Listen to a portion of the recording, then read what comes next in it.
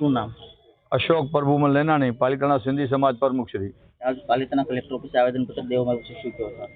આજે અમારે જે અમદાવાદ ખાતે જે ઘટના બની એમાં જે સ્કૂલમાં આપણે જે વિદ્યાર્થી હતા એ વિદ્યાર્થી ખરેખર તો સ્કૂલના જે મેનેજમેન્ટે છે વિદ્યાર્થીઓને સાધનો જે હોય હત્યા કરનાર સાધનો એ તપાસવા જોઈએ, એમાં તપાસ નહીં હોવાથી જે ઝઘડો આ લગભગ વાત અમને જાણવા મુજબ 1.5 મહિનાથી હાલતું હતું અને એમાં ક્યાંય તપાસ થઈ નહીં ને સામાન્ય ઝઘડામાં અમારા વિદ્યાર્થીને ચાકુ મારી દીધી।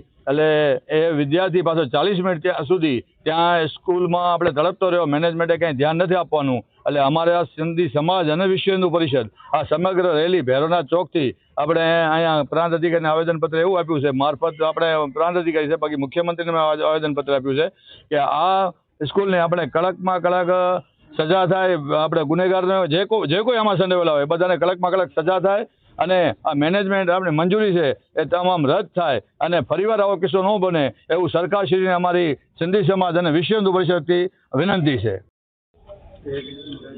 આપનું નામ? રામદેવસિંહ ગોહિલ, વિશ્વ હિન્દુ પરિષદ પ્રમુખ। પાલિતાણા કલેક્ટર ઓફિસે આવેદનપત્ર દેવામાં શું કહો છો? આપનું શું નામ?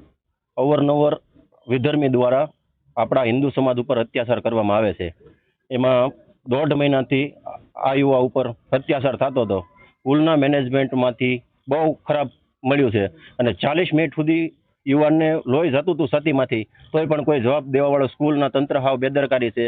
અને નવો બનાવ આપણે હિન્દુ સમાજ માટે ન થાય એ માટે આપણે કડકમાં કડક કાર્યવાહી કરવા માટે વિનંતી। સરકારને કહેવા માંગો છો કે આવી જ અવારનવાર ઘટનાઓ બનતી હોય છે? આપણે મેનેજમેન્ટમાં એવું છે કે સ્કૂલનું રજીસ્ટ્રેશન કેન્સલ થાય, દરેક સ્કૂલમાં આપણે અત્યારે બહેનો દીકરીઓ ઉપર આપણે અત્યાચાર પુષ્કળમાં થાય, પાલિતાણામાં પણ થાય છે, બનાવ બને છે અને અવારનવાર માર્કેટ ઉપર બહેનો નીકળતી હોય તો ધ્યાન રાખવું પડે છે।